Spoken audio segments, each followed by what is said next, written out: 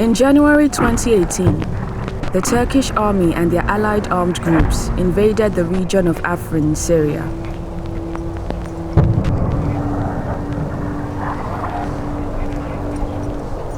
What started then has been continuing until today. An attack on the local, mainly Kurdish population, consisting of torture, killings and arbitrary arrests, expulsing them from their homes and thus depriving them of their livelihoods. These acts, committed by Islamist militia groups and the Turkish army, constitute crimes under international law. Together with 6 survivors of these atrocities, the ECCHR, Syrians for Truth and Justice, and their partners have filed a criminal complaint to the German federal prosecutor, demanding an investigation into the perpetrators and offering evidence for such investigations. But to understand why this happened, let's look back to Afrin, before the invasion. In northwestern Syria, along the Turkish border, lies Afrin, a district renowned for a beautiful landscape and rich agriculture. An estimated 13 million olive trees covered the landscape, with over 360 Kurdish villages. Afrin stands as the most densely Kurdish populated region in Syria. However, Arab communities, Alawi, Yazidi, and Syria Christian minorities have historical roots there, and the land was graced with numerous religious shrines and archaeological sites that reflect this diverse local culture. At the heart of Afrin city stood the monumental statue of Huwa the blacksmith, a symbol of Kurdish resistance.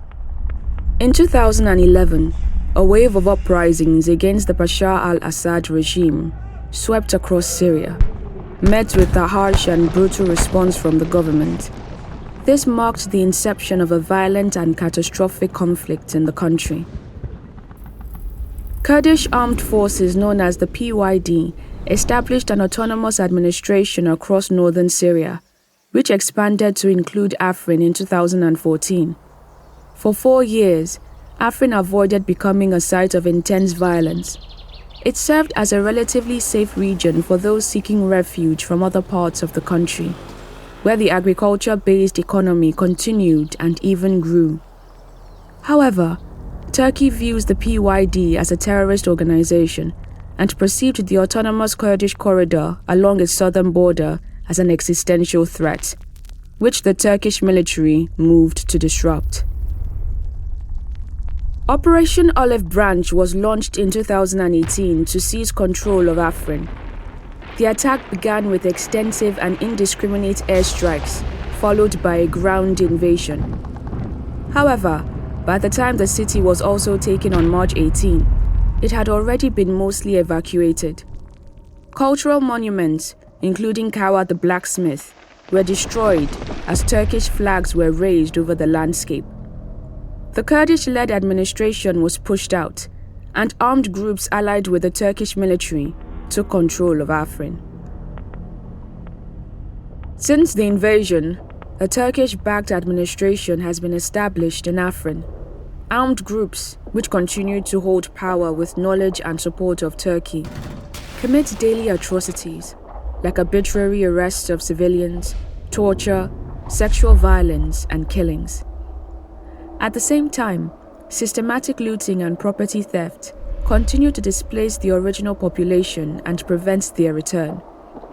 Armed groups quickly seized the abandoned properties, spraying their names on buildings to signal zones of control. Many of the olive trees have been stolen, cut, and burned. Celebrations of Nowruz, the Kurdish New Year, have been banned. School curriculums and street signs that were once in Kurdish have been changed to Turkish and Arabic.